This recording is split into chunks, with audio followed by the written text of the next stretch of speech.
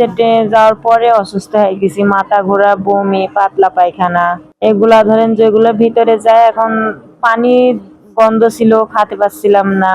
ওই পানি খাই এরকম হইলো কি কিভাবে হইলো বুঝতে পারছি না। তার মানে মেলা মানুষের এরকম এই অবস্থা হয়েছে। সকালবেলা যায় দেখি যে শুধুই ডায়রিয়ার রোগ। পরে মেডিকেলে গেছি, মেডিকেল থেকে গেট পাস দিয়ে আমাদের মেডিকেলে পৌঁছাই দিচ্ছে। এখানে প্রায় নতুন নতুন রোগী আসতেছে। বৃহস্পতিবার দিনকে পানি খাইছি ফ্যাক্টরিতে, তো বৃহস্পতিবার দিন দুপুর থেকে অসুস্থ। গত 2 দিন আমি বাড়িতে চিকিৎসা নিয়েছি, আজকে আসছি হসপিটালে। আজকে এসে হসপিটালে চিকিৎসা নিচ্ছি। লালপুরের খুব ভালো, আপনার চিকিৎসা ভালো। আসার আগ দিয়ে আপারা নার্সরা সেই সেবা করছে, আর তাড়াতাড়ি দ্রুত মানে হচ্ছে স্যালাইন মেলান দিয়ে আমাদের জায়গা সেবা করার জায়গা ফাঁকা দিছে। এমনি সুন্দর ওষুধ পানি নার্সরা সেই সেবা যত্ন করছে। বসুন্ধরা ডায়াপেন্ট এখন আরো উন্নত।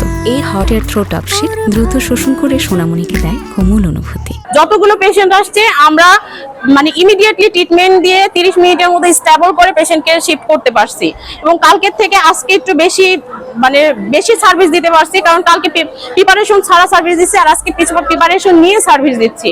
এজন্য আমাদের সার্ভিসটা অনেক ভালো হচ্ছে। এবং আমরা গতকাল রাত থেকে আমাদের 8টার মতো নার্স নেমেছে, এবং যতগুলো আমাদের জনবল দরকার পড়েছে সবগুলো আমরা ইউজ করেছি, এবং যতগুলো 94 জন আমরা যে ইপিজেডের ডায়রিয়া রোগী পেয়েছি সবগুলোকে যত ধরনের ট্রিটমেন্ট দরকার আছে সবগুলো আমরা দিয়ে এখন পেশেন্টকে স্টেবল করতে পেরেছি। আমরা সাধ্যমতো চেষ্টা করে যাচ্ছি তাদের স্বাস্থ্য সেবা দেওয়ার জন্য, এবং সকলেই এখন স্টেবল আছে।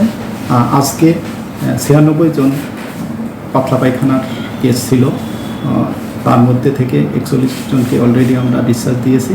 এখন 55 জন ডায়রিয়ার কেস ভর্তি আছে, এবং প্রত্যেকেই ঈশ্বরদী ইপিজেডে কর্মরত।